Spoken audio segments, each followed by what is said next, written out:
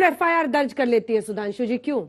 नेहा सिंह राठौर अगर वहां पर एक गाना गा दे कानपुर में बुलडोजर चलने पर, जिंदा जली माँ बेटी पर, तो उन पर एफआईआर दर्ज हो जाती है। तत्परता देखिए, असम पुलिस दौड़ के भाग के आई, इंडिगो फ्लाइट से उतार लिया और ले गए, और सुप्रीम कोर्ट से झटका लगा, कहा बेल दीजिए इनको। देखिए, क्यों? जिस भी दफा में उन्होंने लगाया था, ऐसा तो नहीं कि नॉन बेलेबल था, तो बेल मिलना कोई झटके वाली बात हो तब हो जब आपने नॉन बेलेबल ऑफेंस के अंदर किया हो। मैं सिर्फ एक बात कहना चाहता हूं, राजनीति में निरंतर मर्यादा का स्तर नीचे जाता चला जा रहा है, परंतु आज तक किसी के माता पिता के ऊपर बात नहीं होती है, और यह कहा भी जाता है कि मां बाप पे मत जाना, और जिसका कोई राजनीति से दूर दूर तक मतलब ना हो, उनके नाम को लेकर इस प्रकार से अपमान करने का प्रयास करना, मेरे विचार से राजनीति में एक नई प्रकार का जो निम्नता देखने को मिल रही है उसकी है। हाँ, मगर एक बात जरूर कहना चाहूंगा, जो इन्होंने कहा थोड़ा रुक जाइए कि कांग्रेस वाले लोग भोले हैं, तो मैं राहुल गांधी जी के भोलेपन का एक उदाहरण बताना चाहता हूं। 2019 के चुनाव के दौरान वो राजस्थान में प्रचार कर रहे थे, और राजस्थान की उनकी सरकार ने एक बहुत बड़े कांग्रेस के पूर्व नेता रहे कुंभाराम, उनके नाम के ऊपर एक योजना चलाई थी, और वो उसका बोलते बोलते एक नहीं 3 बार बोल गए कि मैं राजस्थान सरकार को बधाई देना चाहता हूं कि उन्होंने राजस्थान में कुंभकर्ण योजना चलाई है। अब आप ये समझ लीजिए, कोई व्यक्ति जो भारत में रहता हो, वो अगर ये समझे कि कुंभकर्ण के नाम पे कोई योजना चल सकती है, तो फिर उसे पूरी तरीके से, और भोलेपन का दूसरा उदाहरण, अरे भाई, जयराम रमेश जी ने कहा कन्हैया कुमार राहुल गांधी के बाद सबसे ज्यादा लोकप्रिय नेता है, युवा नेता।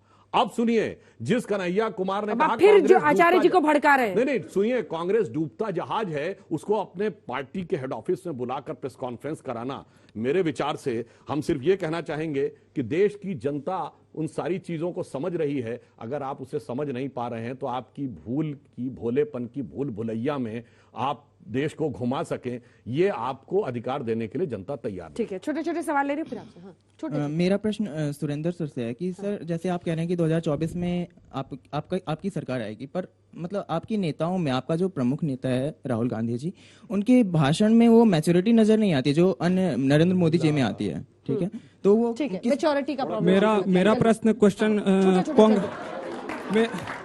मेरा प्रश्न कांग्रेस पार्टी से है कि प्रधानमंत्री का कब्र खोदने के बाद आपको नहीं लगता है कि चाइना और पाकिस्तान आपका भी कब्र खोद देगा? मेरा खबर इनसे है कि ये कौन लोग हो सकते हैं जो बोलते हैं कि मोदी तेरी कब्र खुदेगी, ये कौन बोल सकते हैं? मेरा सवाल इनसे है। मतलब आपको लग रहा है कि ऐसा कौन बोल सकता है? कौन बोल सकता है ऐसा कौन बोल सकता है कि मोदी तेरी कब्र खुलेगी? मतलब आपको लग रहा है ये गलत है? ये गलत है, बिल्कुल गलत है, सरासर गलत है, ऐसा बोलना ही नहीं चाहिए। उनको देख के बोलिए। हाँ, नहीं, इनको नहीं, उनको। हाँ, तो मेरा सवाल आप ही से है, सुरेंद्र जी से है। आप इधर देख रहे हैं। हाँ। ऐसा कौन बोल सकता है कि मोदी तेरी कब्र खुदेगी? ऐसा तो हो ही नहीं सकता। ऐसा कौन बोल सकता है? कौन बोल सकता? भाव को समझिए। नहीं, वो कह रहे हैं कि नहीं, अंजना जी, वो कह रहे हैं किसी की हैसियत नहीं है जो नरेंद्र मोदी की कब्र खोद दे। बिल्कुल सर, आप ऐसी किसी की हैसियत ही नहीं जो नरेंद्र मोदी। सर, आपके गलत टिप्पणी करने से क्या लगता है आपकी सरकार आ जाएगी कि कुछ बड़ा करना होगा? ठीक है, आइए जल्दी फटाफट तेजी से। जैसे आपने बोला कि भस्म हो या कब्र खुदे, मतलब तो एक ही है, तो शब्दों का खेल खेलना क्यों है?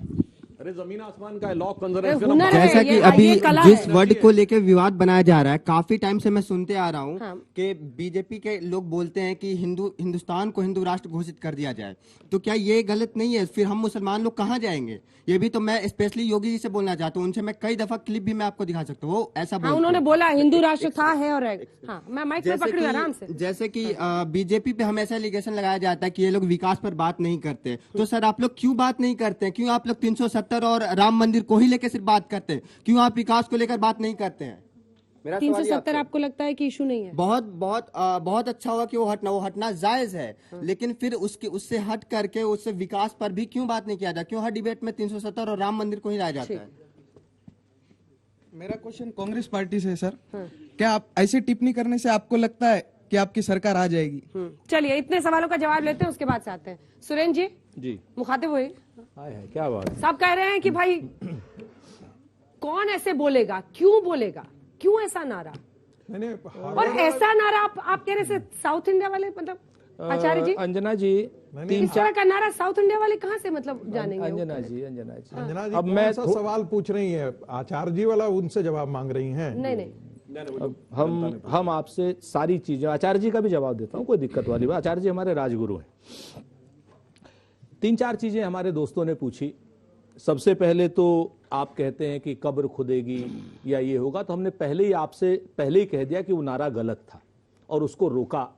सुरजेवाला जी ने नारा 2 बार में बंद हो गया। इसके बाद वो मुद्दा अगर किसी ने जिंदा किया है तो नरेंद्र मोदी जी ने जिंदा किया है, भारतीय जनता पार्टी ने जिंदा किया है। चूंकि उस मुद्दे से वो लोग जो हैं, कब्र खुदने से वो लोग वोट की फसल काटना चाहते हैं और वो कहते हैं कब्र खुदने के बाद कमल खिलता है, हमें तो कीचड़ में लगता है। तो आज की डेट में हमारे ऊपर ओनस नहीं है, प्रधानमंत्री जी को जवाब देना होगा कि कब्र खुदने से क्या कमल खिलता है या सब्र का फल मीठा होता है, ये बताना पड़ेगा। हमने तो कह दिया वो नारा गलत था। और रही बात नारों की, तो नारे आचार्य जी भी जानते हैं और शायद सुधांशु जी भी जानेंगे कि इंदिरा जी को 75 से लेकर के और 79 तक क्या क्या कहा गया, गली गली में झंडी है, और इंदिरा गांधी को क्या कहा गया, ये बात आचार्य जी भी जानते हैं और ये बात सुधांशु जी भी जानते हैं। और इन्हीं भाजपा के लोगों ने कहा कि गली गली में झंडी है और इंदिरा गांधी की क्या बात करते। हमने तो कहीं FIR नहीं कराई, हमने तो कहीं कभी नहीं कहा। हमने तो 70 सालों में आपको नहीं, इमरजेंसी के बाद की बात कर रहा हूं, इमरजेंसी के बाद की बात कर रहा हूं, मणिराम के चुनाव की बात कर रहा हूं, और मणिराम के चुनाव में अटल बिहारी जी मंच पर थे उसकी बात कर रहा हूं। सुधांशु जी, गोरखपुर की रैली थी, नागा साधुओं को आपने बैठा दिया था, बिल्कुल 500 नागा साधुओं को नंगा बैठा दिया था जहां इंदिरा गांधी जी उतर रही थी। तब इंदिरा जी ने कहा था कि मुझे नहीं पता था कि गोरखपुर के लोग मेरा ऐसा अपनी बेटी को इस तरीके से बुलाएंगे। आप देखती उस दृश्य को, देख नहीं सकती थी। यह भारतीय जनता पार्टी के लोगों का है, हमने FIR नहीं कराई। राजनीति में शुचिता होती है, राजनीति में ये सारी बातें अपने लाभ के लिए नरेंद्र मोदी जी जैसे लोग ही इस्तेमाल कर सकते हैं, हम लोग नहीं इस्तेमाल करते। तो नारा गलत, लेकिन जिस तरीके से इस तरीके का जो वो विमर्श किया गया वो बात। दूसरी बात आप आ जाइए सरकार की बात। तो भाई हम 2024 में सरकार बनाएंगे, 70 साल में सरकार बनाई है हमने। आप यकीन करिए, भाखड़ा नंगल डैम भी हम ही ने बनाया, बैंकों का नेशनलाइजेशन हम ही ने किया, जितने PSUs भारतीय जनता पार्टी ने बेचे हैं पूरे देश में, उस सारे के सारे हमारे बनाए हुए, IITs हमारे बनाए हुए, IIMs हमारे बनाए हुए, एक पाकिस्तान के 2 पाकिस्तान हमने किए, सिक्किम को हम हिंदुस्तान में लाए, गोवा को हम हिंदुस्तान में लाए। आप इस चीज को देखेंगे, मनरेगा हमने दिया, राइट टू इंफॉर्मेशन हमने दिया, राइट टू फूड हमने दिया, राइट टू एजुकेशन हमने दिया।